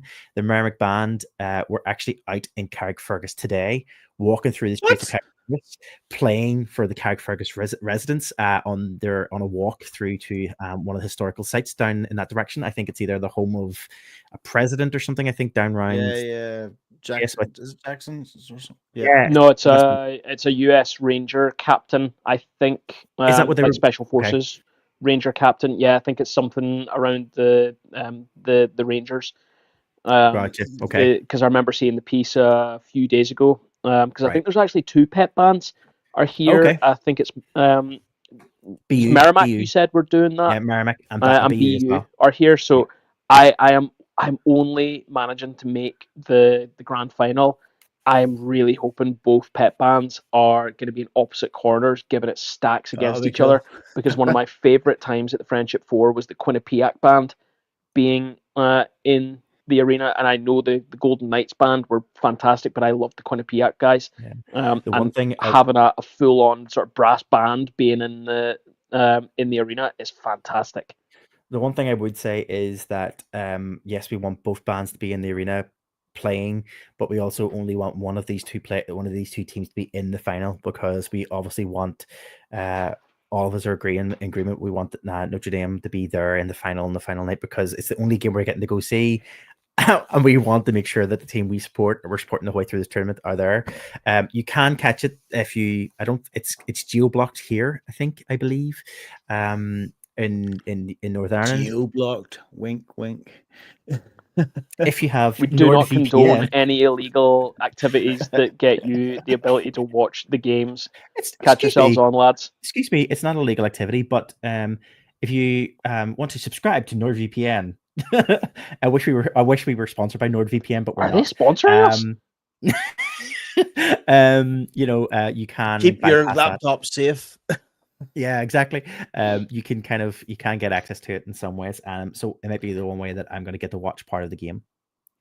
John, Can I throw out before we sort of move on? Obviously, we're keen beans. Obviously, we're very keen on watching the Fighting Irish. We hope they make it to the grand final. That's where we're hopefully all going to be at the game and catching up. But I want to bring up just if you don't know either what the Friendship Four is, or you don't know what who the four teams are that are coming, or you want to look at some of the background around the Friendship Four, Noel Gillespie's piece that he's done, and I'll throw the link up on our socials. In fact, I did earlier on, and Mark actually has been in the chat there and just pointed out one of the biggest things I noticed from Noel's recent piece. Two players from the Friendship Four have gone on to lift the Stanley Cup already.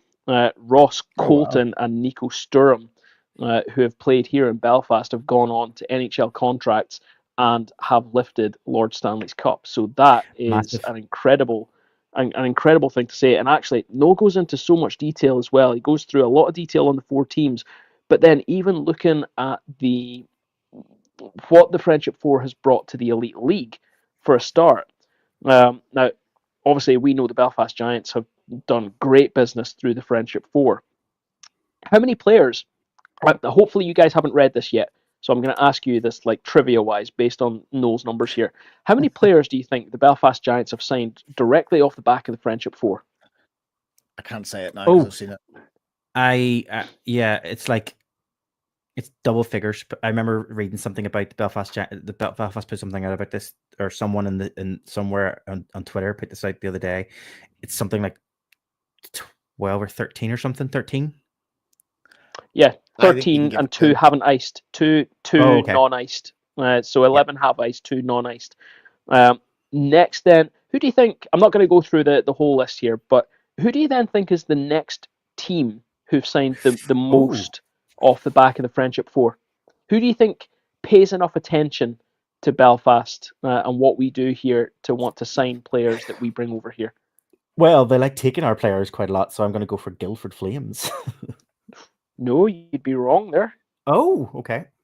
Guildford have signed 6 players off the back of the Friendship Four. So it's higher than 6. Guildford are in 3rd place, so there's somebody in the middle there. Is it a team that's north of Guildford? I mean, they all are. Well, no, because is Cardiff not south or kind of west? Your geography is pretty brutal, mate. Southwest. Is Guildford's here? So it would be west. Cardiff's in Wales. You do know that, yeah? Yeah, no, but would that not be west? I don't know. Anyway, let's go. You've got 10 more seconds, and then I'm doing it because this is not great radio. Let's go Panthers.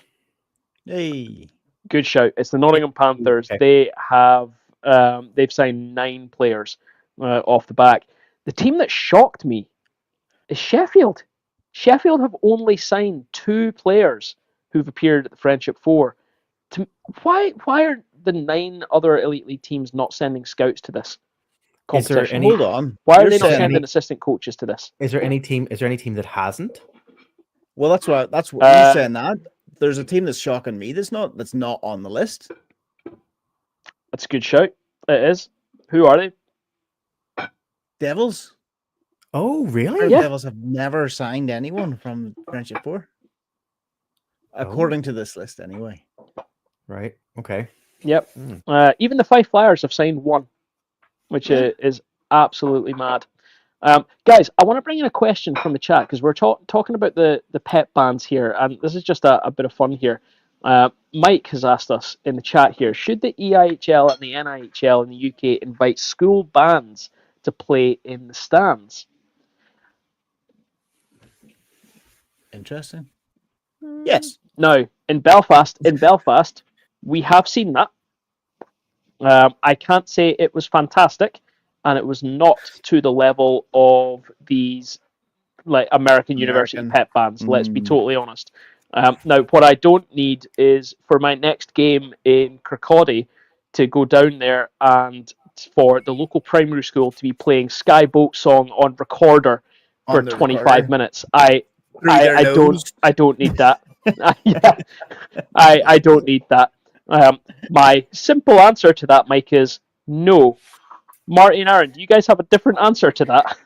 I mean, the Ulster Youth Orchestra played as part of, well, they didn't play in the crowd, but they played at one point in the foyer of the SSE Arena on the entrance, I think one Christmas, and it was really good. They were really, really good. And then unfortunately they sent them up onto the bridge, I think during one of the period breaks, and they were playing up on the bridge during the period break, and it wasn't great. It was completely drowned out. You couldn't hear them very well, and I think it was just very disappointing. But it's a nice idea, but I think the difference is, you know, obviously when you've got the school bands and you've got these schools in America and their bands are part of the whole school spirit thing, I think there's a whole different. It's not even that. There's atmosphere. Some of the people who are playing those instruments are literally on scholarship to play those instruments, so they are good. Like that is the reason why they're so good, is these kids are good at what they do. Before we move on to another story as part of the Friendship 4 that came out this week or last week, can I ask one question before we move on? We had two marching bands. Who were out parading in Carrickfergus this week. Did they have to go to the Parades Commission in Northern Ireland and apply to? I was literally going to ask that same. I was going to ask that same question, and I assume they did. I assume they had to do the paperwork. Mainly because I read recently that the Northern Ireland game that was, I think it was last weekend, the Northern Ireland game, whatever, I think was it, they were playing, don't ask me who they were playing, but the visiting fans for the opposing team that they were playing wanted to marched through Belfast on a busy Friday evening when there was Sydney bypass. No, it was a Saturday with Sydney bypass. No, it was a Friday, and there's chaos because obviously for anybody this is boring, but like there's complete and utter traffic chaos in Belfast at the moment because of closures of certain roads because of the big Grand Central Station thing, and like it's already gridlocked at that time of night, and then all of a sudden they give permission for them to walk through a pretty busy city centre location right along another pretty busy location in South Belfast, and it's just like, are they crazy? So yeah, I'm going to guess they did have to go apply through the Parades Commission to do Maybe this. that's why they got Carrickfergus, because like, you know, not much traffic there. Well, yeah. Let's move on to the other story from the Friendship 4. This is another one that, and again, this is kind of coming out of the team that we're all supporting this coming weekend, and this is the Notre Dame. There was a kind of an embarrassing, shall we say, post that was put out on their X account, which has been deleted since. But the Notre Dame Fighting Irish put in a post to basically say no before you go to Belfast, Northern Ireland, and it was lists of things like what not to wear and things not to say and that sort of thing. And on the post it said about Notre Dame hockey have will remind as a reminder to avoid our Irish symbolism, as it could be deemed offensive to some while out and about and around the town. If possible, please do not be wearing green Fighting Irish shamrocks, the Ireland flag, or the historical Spelt it leprechaun. wrong. The leprechaun, this leprechaun here that's notorious with. They spelt flag. I know what you're going to say. They spelt flag wrong. It's a flag. Basically, what they did say is what you should be wearing, and then they put out a picture of what to wear. So like things like the monogram, navy and gold, avoid the green, everything else. It was a bit of a faux pas. It was just a bit silly for them to put something this out like this. I see where they were coming from. They quickly retracted because I think the responses they got on X on the comment section was quite noticeably like, "What are you doing? This is completely like insane. Like what you're putting out here. This just makes no sense whatsoever." But what's your thoughts on this one, John? It was definitely interesting. Considering, I'll be totally honest, I picked up this little beauty in TK Maxx. So you can go into like most places and pick up their branded gear that literally says Irish on it from a TK Maxx. I didn't have to go hunting too hard for this. The funniest part of it all was the what to wear, and it was basically you can wear the gear that we've designed for this trip. Please don't wear any of your other stuff that we normally wear 365 days of the year on campus, or our jerseys that we normally wear, or basically, do you know what the most illegal thing that they've said through all those what not to wears? See that jersey you're wearing right now, Marty? Yep. Don't wear that, because that's not only fighting Irish, I'm pretty sure there's a clover on it somewhere. It also has the leprechaun on the shoulder. Yeah, it is. Yeah. Yep. Mm-hmm. Yep. What do they think that we sell at the tourist shops in Belfast and all that type of stuff? I know. It is quite comical. They did have to put out they basically said that they issued this, on the post. They said they were issuing the guidelines out of an abundance of caution. Our game in Belfast is meant to bring people together and build bridges through sport. We apologise to fans and the people of Northern Ireland for any confusion or offence that may have been caused.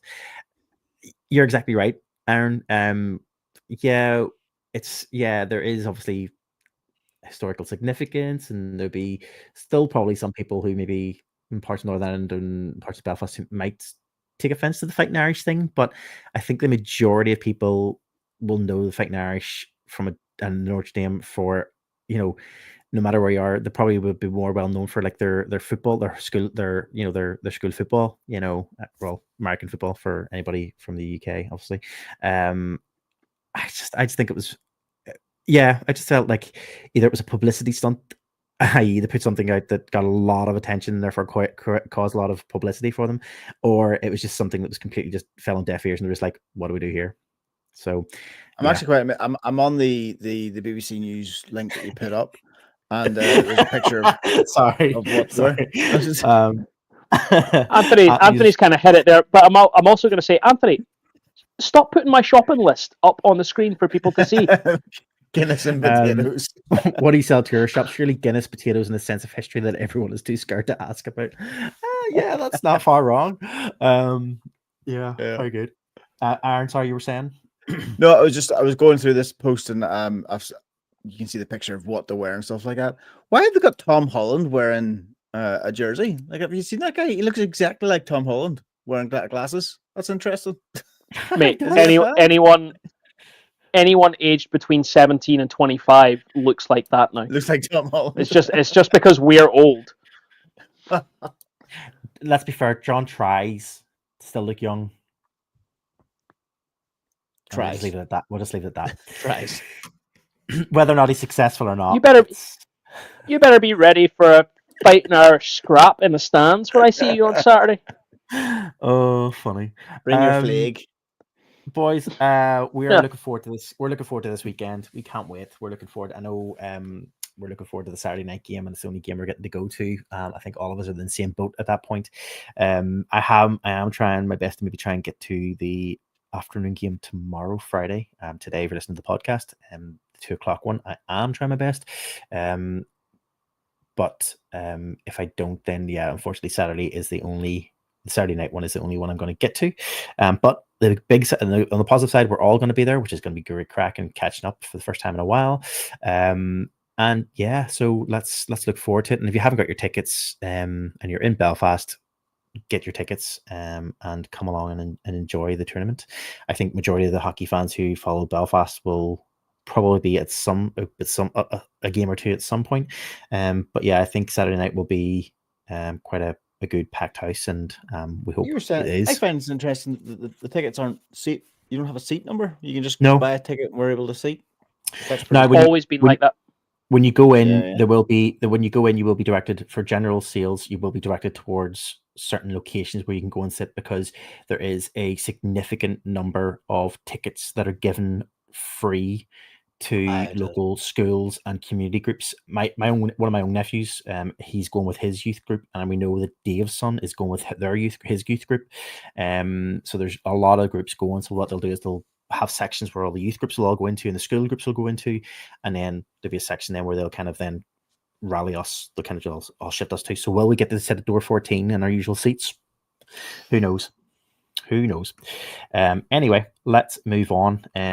Boys, anybody else got anything before we do move on? No.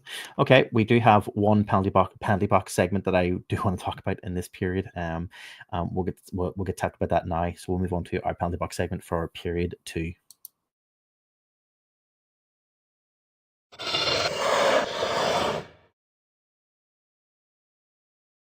Okay, penalty box segment, as we say, we'll cover stories from, well, in this case, it is the EIHL in the States. This is an interesting one. The Grand Rapids Griffins defenseman William Legason has been suspended for 3 games as a consequence of a roughing incident against the Iowa Wild. The AHL's Player Safety Committee announced the suspension following the game on, I think it was the game, November 24th, so 24th. Start of the week. Yep. Legason will miss the Grand Rapids games on Friday, the 29th, Saturday, the 30th, and also Sunday, the 1st. That's a lot of games in succession. Cleveland's defenseman, Stanislav Svozil.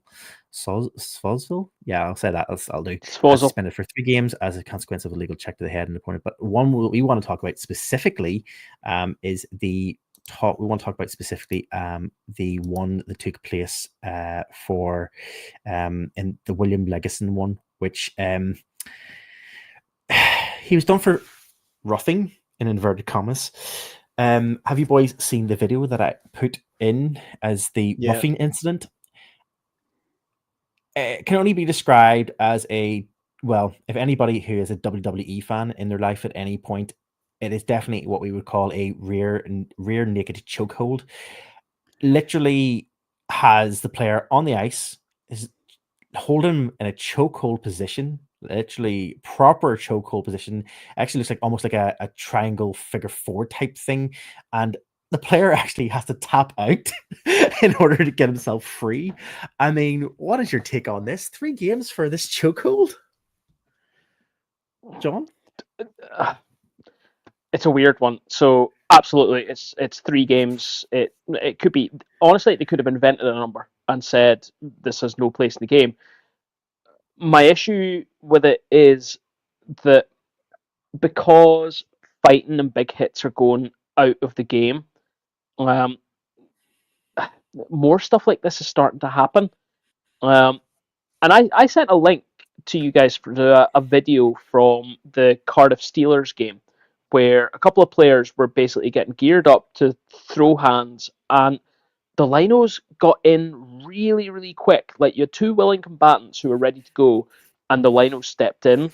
So, like, is that an instruction to start phasing fighting out, or where the linos think they've got an opportunity to stop a fight before it even starts? Have they been given that instruction?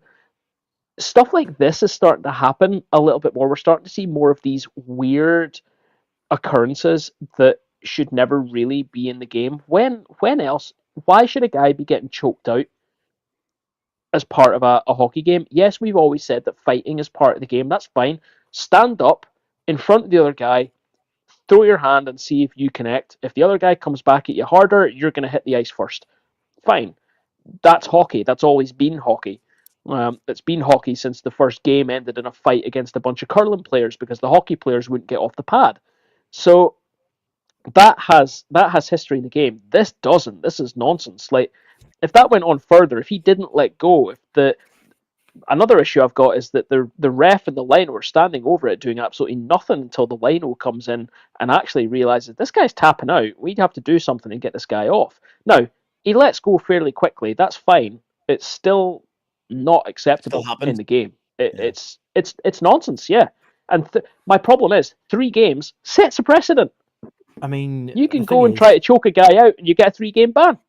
3 games for this, and in my honest opinion, I think it looks. I know it looks bad enough, but when you watch it, when you look in and you actually watch it, it actually does look like he is holding the stick quite close to the neck and putting pressure on the stick towards the player's neck too. So it's not even just that he's using his arm in a chokehold position and holding his neck.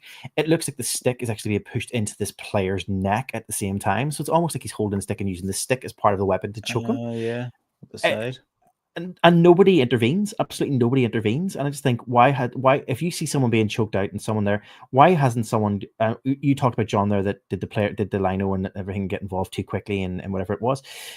But in this instance, they didn't respond quick enough. I just think that there should have been someone should have been straight in there instead of just standing there watching what was going on. This player getting choked. It could have been absolutely, and it's higher risk. And that's what I said. One of the biggest problems, that ref stands over that and does nothing. It's only when the lino comes in that either one of the stripies actually starts doing anything. So yeah, I 100% agree. Yeah. Okay. So I know that's a pretty serious incident. I'm not meaning to take away from it, but in our order here, the document, I'm not a big wrestling fan. So when I read rear naked chokehold video,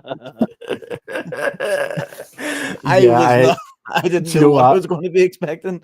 You know what? Whenever I wrote it when I wrote it in the running order, I knew straight away. I was like, Aaron is never going to get this because I know Aaron has never been a wrestling fan, so he's never going to get this. I kind of assumed that.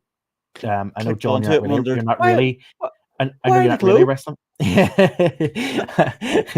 I know, John, you're not really a wrestling fan, but I kind of thought you probably have enough knowledge to know what a rear neck chokehold is.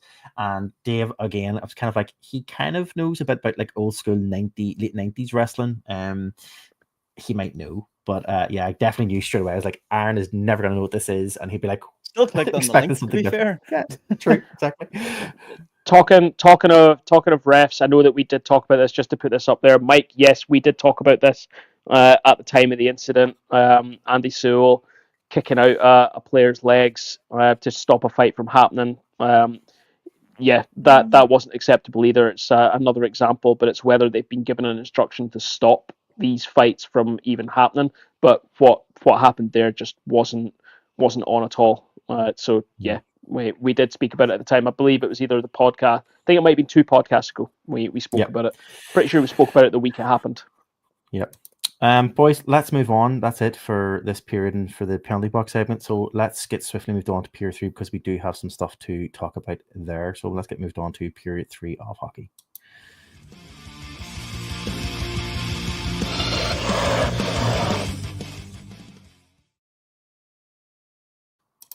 Period 3 is our general Knocky News. Knocky News is anything and everything else in the world of hockey that doesn't fit neatly into period 1 or period 2, or normally it's just jerseys. Guys, a couple of different things. It's not all jerseys this time around. We're going to talk about a couple of different things this time around, but we are going to start with a jersey because this is an absolute howler. Marty, you alluded to some extra news coming out of Glasgow, and this broke today, I believe. Yep. Bill, your eyes. I think it was put out yesterday, officially on Twitter, on X, but they put up the story today. Or no, it was yesterday, I think, was when they put it up. The Glasgow Clan have announced they are getting ready for what they're dubbing as Glass Vegas weekend. The most dazzling weekend of the season is almost upon them. this coming weekend, join Brayhead Arena for the Glas Vegas weekend, where they'll bring glitz, glamour, and energy of the Vegas Strip to Glasgow. Party starts on Friday, the 29th of November, as the Glasgow Clan will take on the Belfast Giants, and then the Clan will face off against the Five Flyers on Saturday. As part of the Vegas fun, you can expect roulette tables, fun photo booths, which you can have for Las Vegas memories, performances by Havana Blonde, which is a talented duo who've been playing in the pre-game in the foyer, and then there'll be post-game performances as well by other players. As part of their Las Vegas weekend, they have these beautiful jerseys designed for shirt off back on both nights. 2 special edition jerseys. Boys, thoughts? Let's go with Fridays. They're both the same. They're both the same jersey, but they're just 2 different colors. What's your overall thoughts, John? My thoughts are not fit for broadcast. Like, if you had to, what are Glasgow doing? I'd go naked to a hockey game. I'd go naked. Aaron, yeah, I also think I'm the same. I'm like, I don't think I would want to wear it either. I think which one is the best of the two bad jerseys? I would say probably the black one is the best of the 2, but they're both hideous and awful. That's like asking, would you rather wipe your backside with thistles or nettles? It's just like, you know what, we joke around last year. We joked around, and there was a lot of comments made about the Belfast Giants last season about they had themed nights left, right, and center last season. Like, there were so many jerseys, and so far this season, the Belfast Giants, I don't know if maybe they've took heed of that, and they have just kind of not went to the same extent as they did previously, because there's definitely been a lot less themed jerseys this year so far than maybe there was last year. Maybe I'm wrong, but when you are picking a theme, and I know last year's people joked around about the Belfast Giants having the theme of like Chinese New Year, or they had the theme of country night or whatever it was. But this is a real, like, this is grasping at straws. Like, what is this theme? Like, what is this about? And like, where is your brand? Where's the connection? Where's your connection? Where's your brand in this? Like, I mean, yeah, it's awful. The only thing it has is the words Glasgow Clan written on it. Like, that you could change that text to anything else, and it could be any other team. Apart from it's purple, I guess. It's awful. But that's the stand. This looks like another clip art steal from Glasgow. It's just horrendous. The only thing I'll say is that because they're doing it as a weekend, there is the OSC. Through the OSC, they're doing discounted tickets for both games. So £25 for 2 games for adults, £15 for kids, and that's bookable through the OSC. So again, it's all just awful. I'm deeply, deeply disappointed in that team in many, many respects. I'm guessing the connection is the only connection is the name Glas Vegas, just being a play on words. It's not so much a play on words. It's like a cultural thing. Like, Glasgow would be called Glas Vegas. There's, I think a Jerry Cinnamon song might actually also be called Glas Vegas. Oh, really? So yeah, it's a well-known phrase, but it's still executed terribly. Like I say, nettles for Friday, thistles for Saturday. Good luck with your choice of toilet paper. That makes it slightly better, though. The fact that if it is locally known as Glas Vegas, rather than, as Marty and I thought, they just went, that theme today. There's a connection. That makes it doesn't. Kind of really doesn't. That's like Belfast having a peace wall jersey. What did Anthony say earlier? Yeah. Cardiff having a sheep jersey. Ooh. Wow. Okay, let's move on. Sheffield having a Titanic jersey. Okay, yes. John. Let's move on. Yeah. He's just going on. Keep going with them. Just going to keep going. Guys, slightly better jerseys this time around. Let's have a look at these. Over the last month, if you've been keeping an eye on the ice, you will have noticed that the Elite League officials have been wearing specially designed Movember jerseys. Well, the Elite League announced this week that over £2,500 has been raised so far through their fundraising for Movember.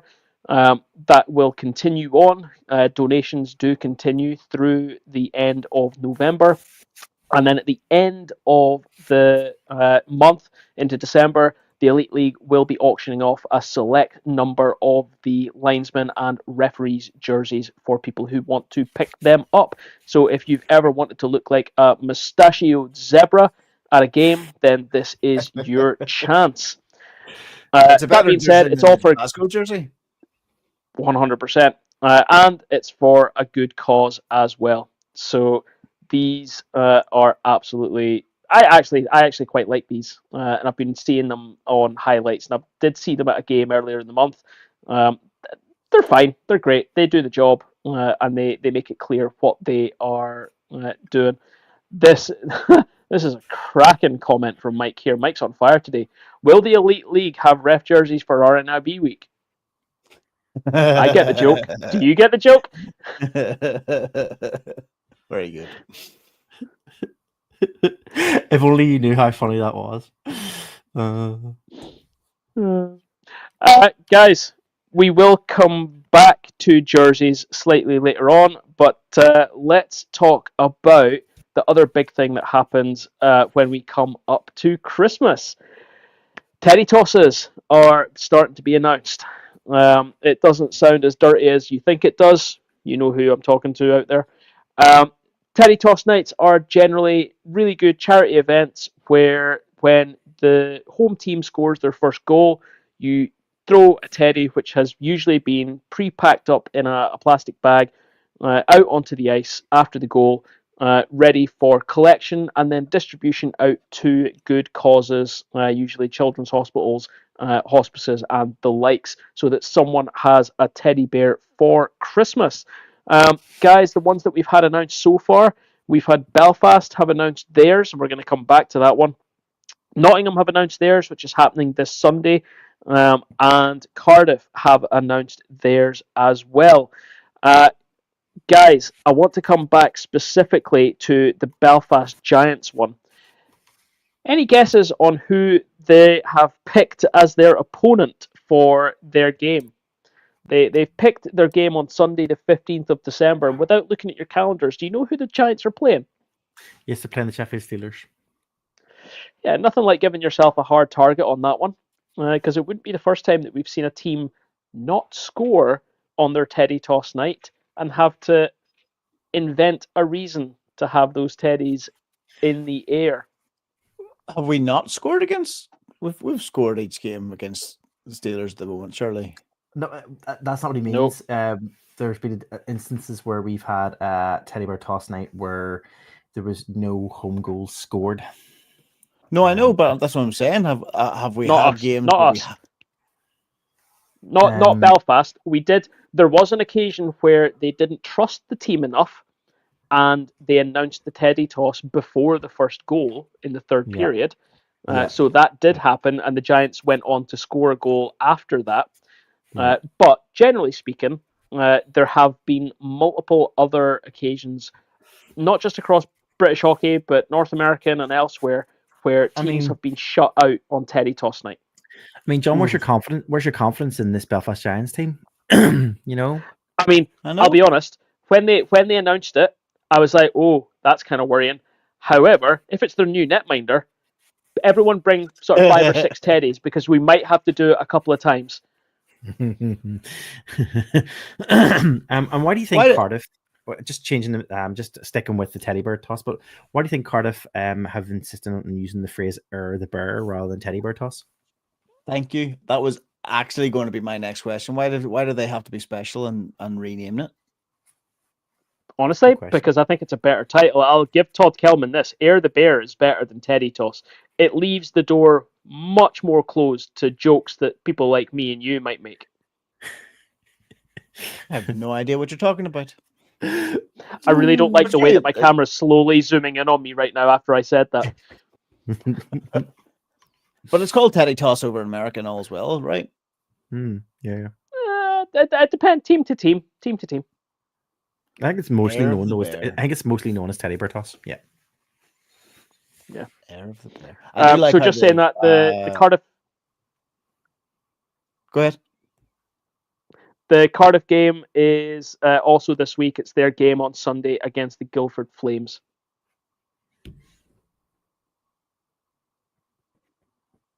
You were going to say something, Aaron. I'm Nope. Oh, right, sorry. I was just going to say I like how they've really badly photoshopped the bear like flying through the air with a cape behind him. Oh, he is a Who is superhero. He's going to a good cause. Oh, yep, got it. Okay. Yep. Guys, I'm going to move on because this has gone off on tangents and there's been silent moments there, which is not good for radio. One thing before we get back into jerseys, I shared this, and really it probably could have been in period 2, but anyone see Charlie Lindgren's goal last night? It was a good one. Just saying, Washington Capitals goalie with an absolutely fantastic goal on his own net, trying to clear the puck as the Bolts rushed down. I did joke that perhaps his target was that at least he's going to have one goal on his roster for his career. It's just unfortunate that it was on his own net. Oh, At least he's got one though. What I love about this video as well that was put out is the responses that you see of both the coach on the bench and his face is like, but also it pans to a Washington Capitals fan who's obviously in the crowd there in Tampa, and even his face is just like, what just happened? It's so good. Yeah, per man. What was he trying to do? Clear it. Just misses Very it badly. completely. Oh well. Fun. Yeah, There's not even they haven't allowed comments on Twitter, so there's not been comments underneath it. I think they probably did, and then probably turned comments off. Yeah. I would say that there would be some choice words from Washington fans after that one. It's not a good look, but yeah, because I saw that come up on my my X feed, and I was like, oh, a goalie goal. We're getting quite a few. Oh no! So per Lindgren. Anyway, guys, that's not what period 3 is normally about. Period 3 is about jerseys. So we do have another couple of jerseys to look at this podcast around. We are in the period now where Christmas jerseys are starting to come out thick and fast. Sheffield Steelers have released their interpretation of an ugly sweater, or at least uglier than their regular season jersey. Guys, thoughts on Sheffield's? They've obviously incorporated elements of various jerseys of theirs. They've got their old school alt logo on there. They've got their current logo, and then just some generic Christmassy looking stuff. Aaron, does it work for you? For what it's trying to achieve for being an ugly jumper jersey, 100%. I think it like Marty? as you want the ugly jersey or jumper to be ugly, it does the job rightly. Yeah, there's ugly, and then there's just a Frankenstein of a jersey. And this is kind of it. This is kind of a Frankenstein's monster of just like patchwork quilt type style. I get it. I get the idea of what they're trying to go for, but yeah, it's very patchwork style. Yeah, I just don't understand like the old. Can I be the one who says? Can I be the one who just says it doesn't scream Christmas to me? Yeah, I didn't think so either, and I find this obviously on their. This is on their. They're selling this already. It's a bit like the Giants. They're selling it early so that you can pick it up before the Christmas games. I think it's because they tried to stick to just orange. Like if they actually allowed the Christmas jumper bits to be Christmas colors, then it would be all right. But because they're like just straight up orange everything, that's what's holding it back. Yeah. Yeah, it's not a great jersey, not a great attempt. Guys, there's another one. The Belfast Giants have announced their Christmas jersey as well. Thoughts? Yeah, they're going for obviously the Christmas pajama look this year. I get it straight. I got it straight away that it's the Christmas pajamas. I kind of straight away I was like, oh yeah, I see what they're going for.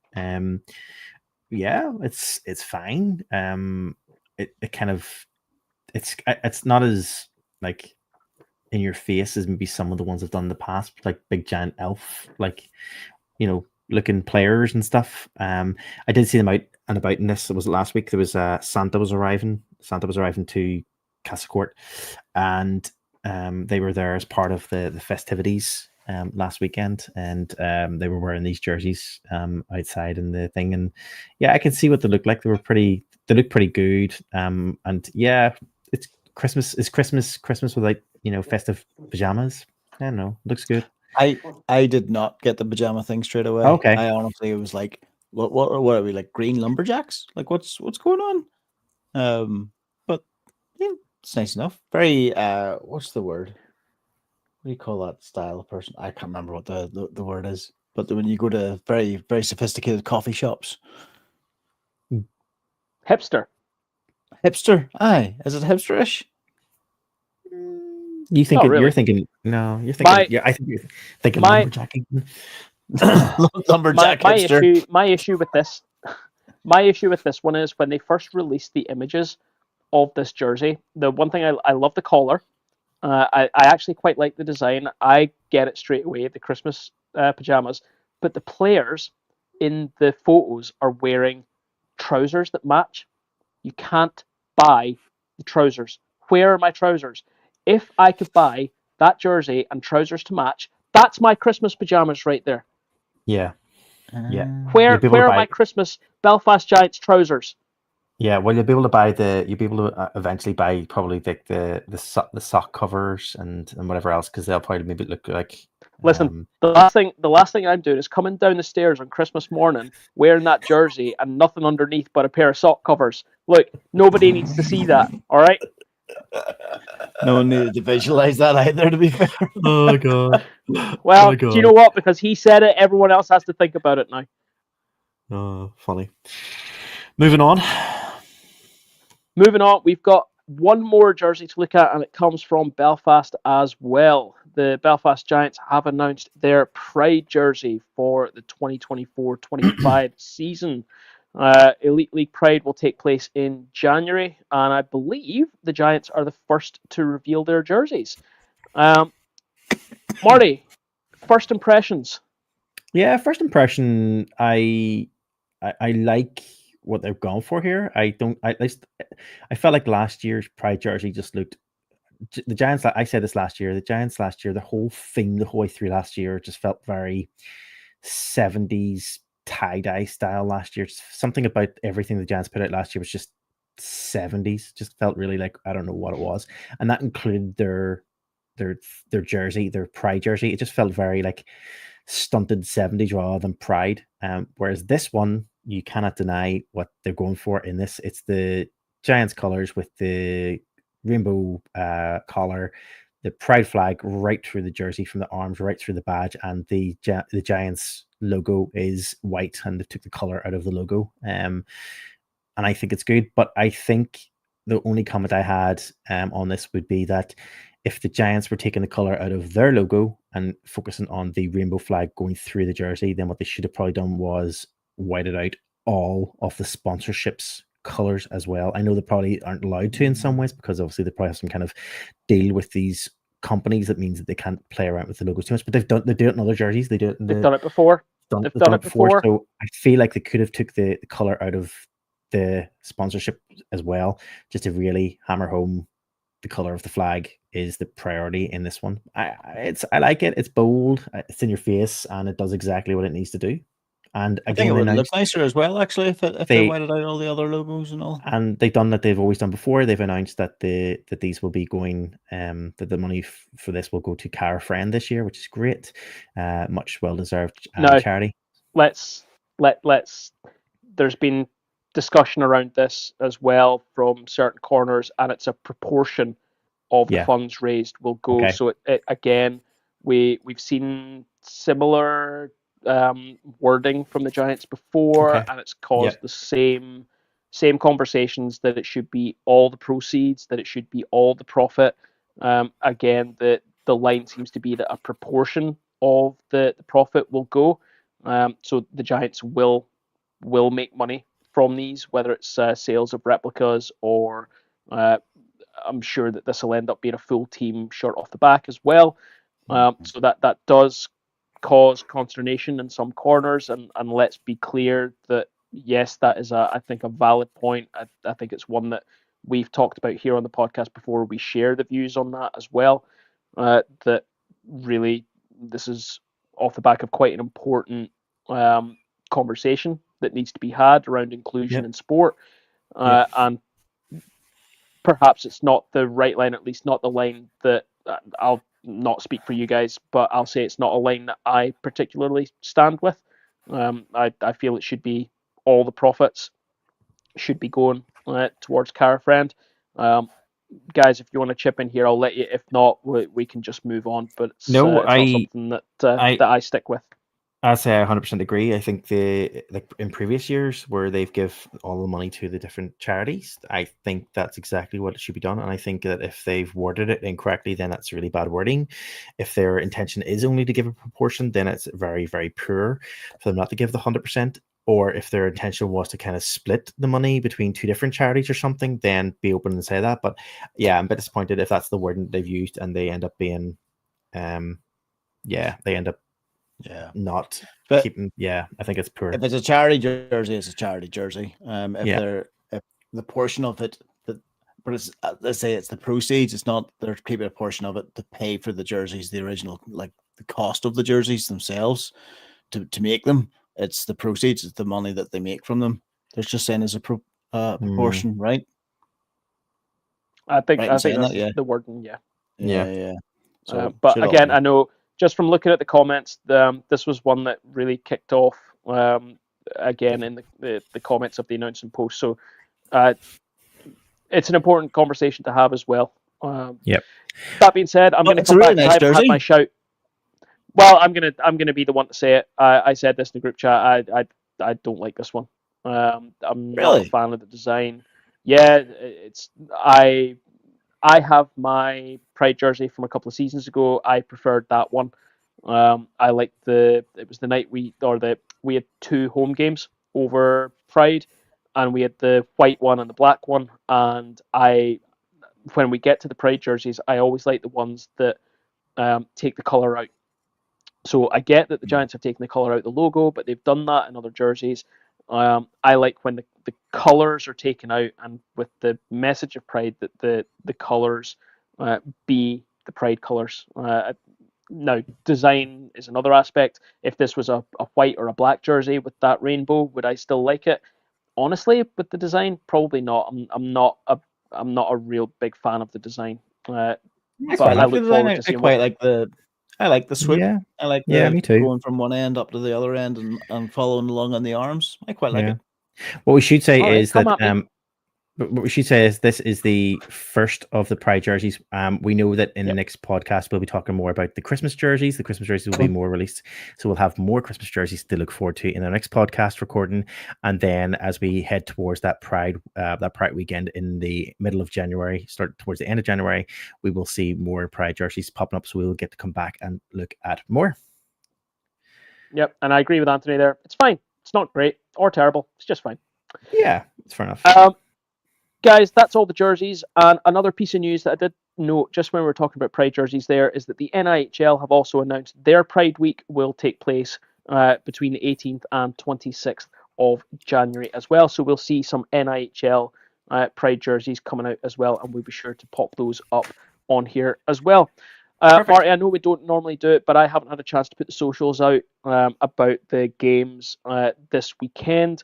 Do you mind me just rattling through what the games are going to be for people who are going to see the games this weekend? Sure. Yeah. So aside from the Friendship 4, on Friday, we have one game taking place in the Elite League, and it's a league game between the Glasgow Clan and the Belfast Giants. That will be in Glasgow. On Saturday, we've got one Challenge Cup game, the last one from Group B. The Glasgow Clan will take on the Fife Flyers in Glasgow, a completely meaningless game where nobody comes out a winner or a loser, really. In the league, we see 4 games. The Guildford Flames will host the Coventry Blaze. The Sheffield Steelers will host the Nottingham Panthers. The Cardiff Devils will visit Manchester and play the Storm. And the Belfast Giants will head to Dundee to play the Stars. And on Sunday, we've got one Challenge Cup game as the Manchester Storm will travel to the Coventry Blaze. And in league action, we have 3 games. The Nottingham Panthers will host the Dundee Stars. The Fife Flyers will host the Sheffield Steelers. And the Guildford Flames will head to Cardiff, somewhere apparently south of Guildford, if you're following Marty, and will play the Cardiff Devils. Okay, my geography is shocking. Okay, I'll admit that. Okay, boys, that is it for this week, and that has been an action-packed. That has been a very full-on podcast this week. This is 2-hour mark, which is very rare. We haven't hit this mark in a long while. So, but thank you for sticking with us. Either if you watched us or you've joined us different parts, or you're listening to the full podcast, we do appreciate it. And we did have a lot to talk about, and we've enjoyed it as usual. As usual, if you want to get in contact with us, you can join us on our social media channels. We're on all the social media channels, including Blue Sky now. I don't know what the tagline is for that, because like we're on Blue Sky. That's actually a question I was going to ask. I did see that. Yep. Yeah, it's like I don't even think it's like at Door 14 Hockey. It's like it's Door 14 Hockey .blue or whatever. Door 14 Hockey .blue sky or whatever. Just make it confusing. But anyway, we're on all of the social media channels, including X, Facebook, TikTok, Instagram at Door 14 Hockey. Check out our YouTube channel. If you are listening to this as usual in your podcast version, you can watch this back on YouTube, so go check us out there. If you're on your podcast provider of choice, don't forget to like or subscribe or rate or whatever it is your provider has in a way of reviewing our podcast. We really do appreciate that. And if you are watching us or following us on YouTube and you haven't done so already, hit the subscribe button, the little bell, and you'll be notified of when we go live and when there's a new video. Boys, that is it for this week. All it leaves us to do is to sign off for this show. I'm Marty. I'm John. I'm Aaron. Have a great week.